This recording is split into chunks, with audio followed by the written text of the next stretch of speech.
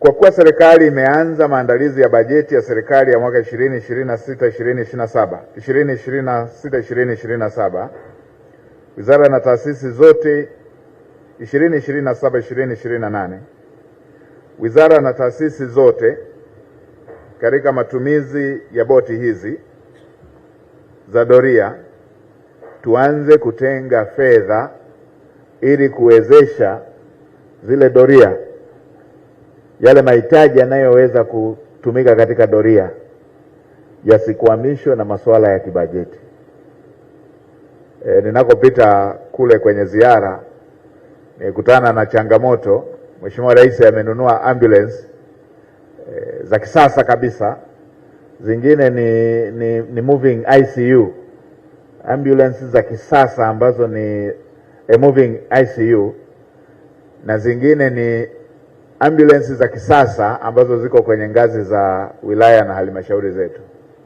Lakini mgonjwa akizidiwa, gari linakuwepo halina mafuta, wanaanza kuhangaishana, yule aliye mgonjwa arudishwe kijijini, wakaanza kuchangishana ili wapate mafuta, huku ambulance ipo.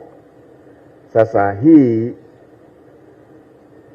inakinzana na dhamira njema ya Mheshimiwa Rais ya kuokoa maisha ya Watanzania, kwamba panapotokea dharura gari liwe lipo na liwe tayari kumwaisha mgonjwa. Hivyo hivyo na kwenye masuala haya ya doria, lakini pia na masuala ya uokoaji. Vyombo hivi vinapokuja, basi sekta zetu zihakikishe kila wakati zina bajeti na zina akiba ya fedha ya mahitaji punde panapotokea jambo hilo, ili tuweze kuhakikisha kwamba vitendea kazi hivi havikwamishwi na mahitaji mengine ya kifedha ambayo yanahitaji ukamilishwaji wa utekelezaji wa majukumu kwa kutumia vitendea kazi hivi.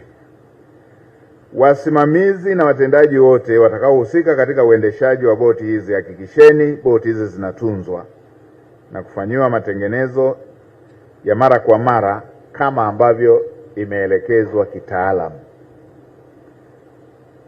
Tuna maeneo mengi tunapata vifaa vizuri, lakini tunapata changamoto ya kuvitunza.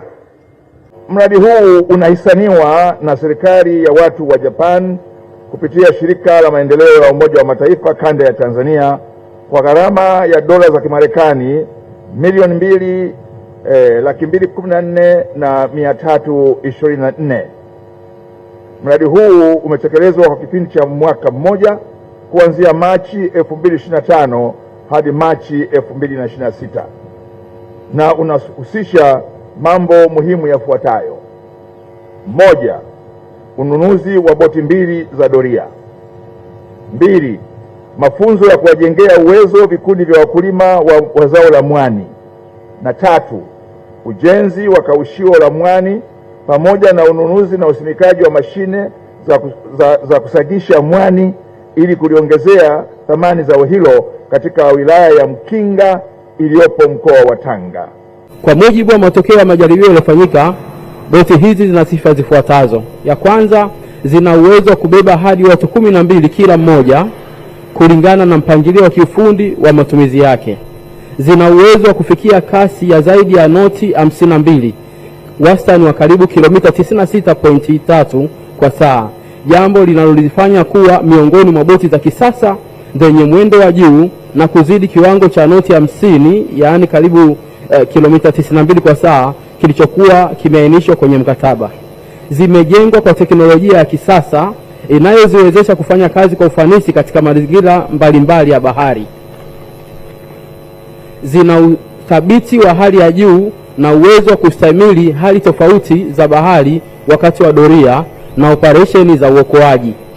Zimewekwa mifumo ya kisasa ya urambazaji, yaani navigation systems, inayosaidia uendeshaji salama na sahihi baharini. Zina mfumo ya mawasiliano ya kisasa inayowezesha mawasiliano ya haraka na ya kuaminika wakati wa operesheni. Zina vifaa vya usalama na uokoaji, yani safety and rescue equipments, vinavyokidhi vigezo vya kimataifa. Zimekidhi kikamilifu viwango vya kimataifa vya usalama na utendaji vilivyohitajika katika mkataba.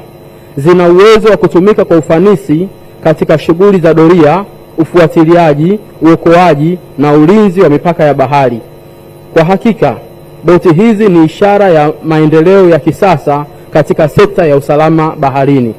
Zina uwezo wa kufanya kazi kwa ufanisi katika mazingira magumu ya bahari, zikiwa na kasi, nguvu, uthabiti na usalama unaohitajika katika operesheni za doria na uokoaji.